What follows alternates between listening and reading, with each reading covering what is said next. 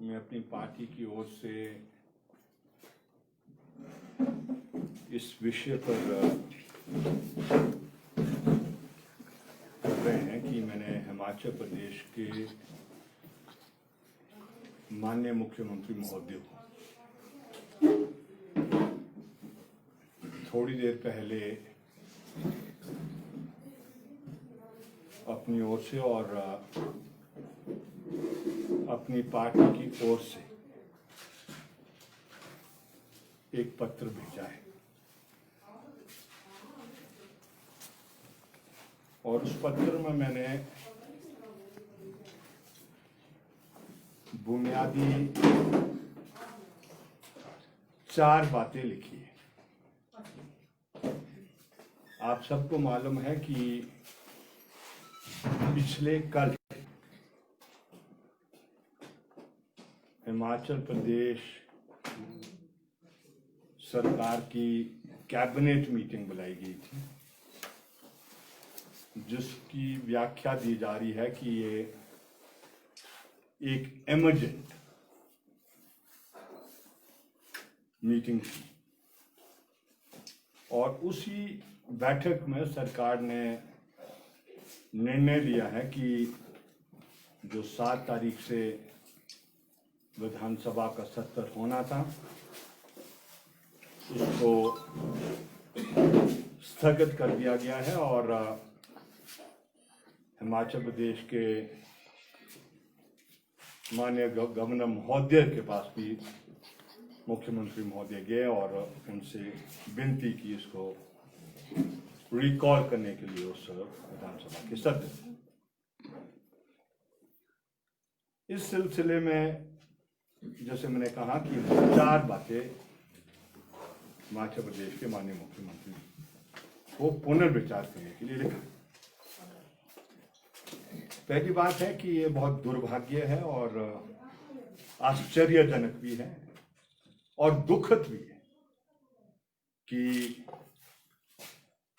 हिमाचल प्रदेश की सरकार, जिसने पहले कैबिनेट की मीटिंग की, कैबिनेट की मीटिंग के बाद निर्णय लिया कि ये सत्र 7 तरीके से होगा और उसके बाद नोटिफिकेशन गवर्नर महोदय की हुई और उसके पश्चात जो हिमाचल प्रदेश के विधानसभा में अलग अलग राजनीतिक पार्टियां प्रतिनिधित्व करती हैं उनकी बैठक बुलाई और सरकार ने बुलाई, माननीय सुरेश भारद्वाज जी ने बुलाई और उसमें सबकी राय ली। एक राय पर हम आए, सर्वसम्मति की समझ बनाई। कुछ विवादित मुद्दे थे, जिन विवादित मुद्दों को हमने साइड में किया और साइड में करने का कारण भी ये था कि ये जो वायरस के खिलाफ जो एक जिंदगी और मौत की लड़ाई जो चल रही है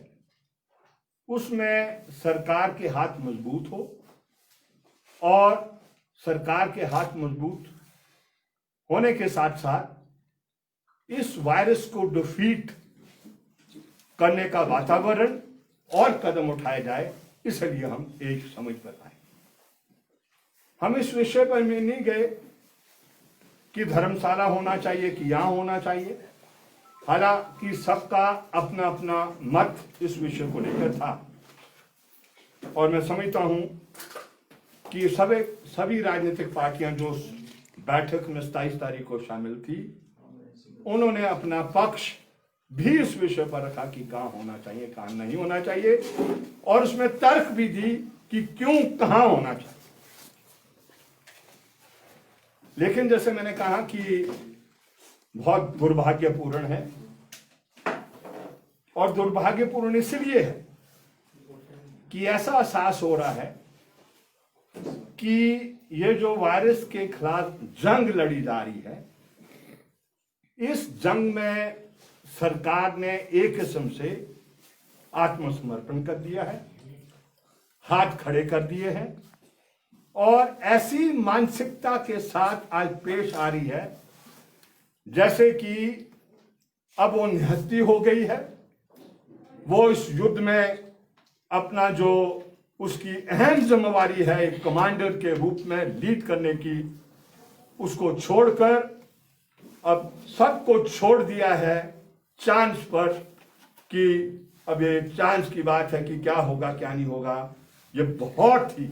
दुर्भाग्यपूर्ण है। ऐसा किसी भी चुनी हुई सरकार से कहीं मैं स्वप्न में भी नहीं कल्पना कर सकता था कि एक सरकार लोगों को एक ऐसे मोड़ पर छोड़। दूसरी बात, मैंने कोशिश की है उस चिट्ठी में कि सरकार के हौसले को बुलंद किया जाए। बुलंद इसलिए हमें इसको संकीर्णतावाद से नहीं देखना है। यह एक यूनाइटेड फाइट है इस वायरस के खिलाफ, और कहीं ना कहीं हमें एहसास होता है कि इस सरकार की साइंटिफिक समझ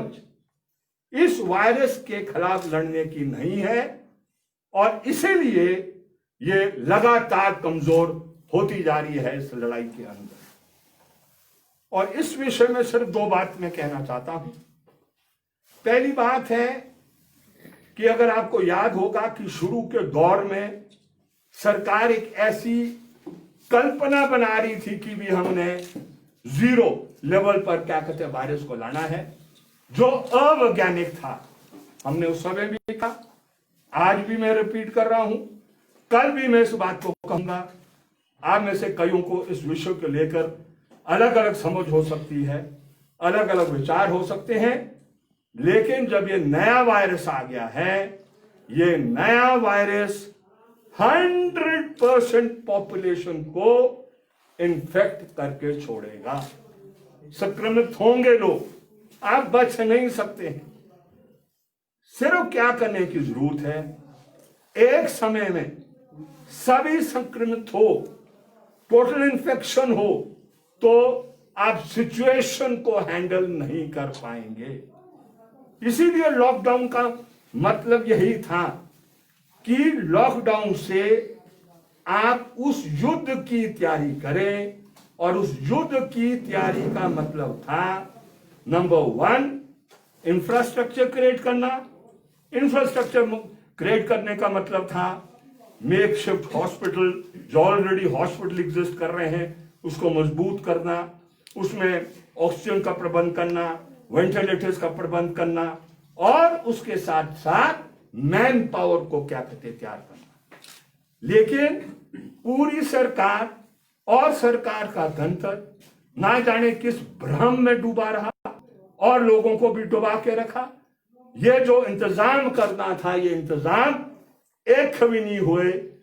जिस के चलते हुए ये हुआ कि जब दूसरे दौर का ये इन्फेक्शन का ये दौर चला, तो डेथ रेट सडनली राइज हो गई, और जिससे बुखराहट सरकार में आ गई, नर्वसनेस रिफ्लेक्ट करती है, और ऐसा लगता है कि जैसे कि अब सरकार बिल्कुल ही, जैसे मैंने कहा, निहत्ती हो गई है। उस तरीके से ये एक परिस्थिति उन्होंने पैदा की है। इसलिए अभी भी हम उनसे क्या कहना चाह रहे हैं कि विधानसभा का सत्र क्यों बुलाना है। विधानसभा का सत्र इसलिए बुलाना है कि जो आपने कहा है कि भाई 1 महीने तक एक बड़ा अभियान आप चलाएंगे, ये हिम रक्षा के नाम पर, जिसमें आप आइडेंटिफाई करेंगे कि भाई कौन संक्रमित हो गया है और कहां कहां हुआ है और क्या तौर तरीके होंगे। ये अभियान आपका टोटली फेल हो जाएगा। ये अभियान कोई कागजों में नहीं बनते हैं। ये अभियान अगर आपको बनाने हैं तो लोगों का साथ बहुत जरूरी है, और खास तौर पर जो फ्रंट लाइन वॉरियर्स है उसकी भागीदारी बहुत जरूरी है। आप आशा वर्कर के जरिए, आप आंगनबाड़ी के जरिए हर घर तक पहुंचना चाहते हैं, बहुत अच्छी बात है, लेकिन इसी आशा वर्कर और इसी आंगनबाड़ी के जिंदगी के बारे में आप कोई चिंता प्रकट नहीं कर रहे। आप उसका क्या मानते हो, किस तरीके से उसको एक सरकारी कर्मचारी घोषित करना है। यहां तक कि आपने यह प्रावधान भी नहीं किया कि कल को अगर अनजाने में या खुदा न खास्ता कोई इन्फेक्ट हो जाता है जो इस कार्यक्रम को चला रहा है, तो आपने उसकी जिंदगी के इंश्योरेंस का क्वेश्चन भी नहीं किया। आप तो कह रहे हैं कि आउटसोर्स्ड है, आप तो कह रहे हैं वो अंशकालीन है, और कह रहे हैं कि युद्ध के मैदान में उतरे। आप खुद तो उतरने के लिए तैयार नहीं है, खुद आप क्या कहते हैं कदम उठाने के लिए तैयार नहीं है, लेकिन आप लोगों को झोंकना चाहते हैं without giving the minimum protection, जो क्या कहते हैं लॉ के अंडर। और किसी भी मानवता के समाज में जो अनिवार्य होता है वो आपको करने की जरूरत है, वो भी आपने टोटल क्या कहते हैं नजरअंदाज इन बातों को आपने कर दिया। इसीलिए हम सरकार से अभी भी विनती कर रहे हैं कि जिस दौर में हम चले गए हैं, आप घबराने की ज्यादा जरूरत मत करो। ये होगा, कोशिश करो कि डेथ रेट कम हो, इस फेज से भी हम निकल जाएंगे, लेकिन ये होगा तब जब आप सबका साथ लेना चाहेंगे। और ये जो विधानसभा का जो हाईएस्ट फोरम है,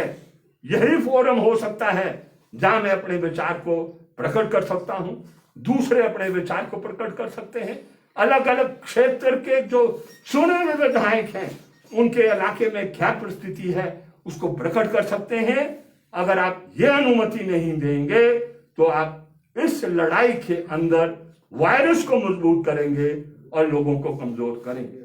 जहां ये सारी बातें कही है, वहां एक बात मैं और देना चाहता हूं कि अगर इस वायरस के खिलाफ जंग जीतनी है तो लोगों का साथ भी चाहिए, जो अनफॉर्चुनेटली दुर्भाग्यपूर्ण नहीं मिल पा रहा है। और उसका भी एक मूल कारण है कि नहीं मिल पा रहा। जो लोग आज इन्फेक्ट हो गए शादी ब्याह के अंदर या कहीं मातम के अंदर या किसी फंक्शन के अंदर, वो जो उसको अपने आप को आइसोलेट करना, जो उसको अपने आप को चेकअप के लिए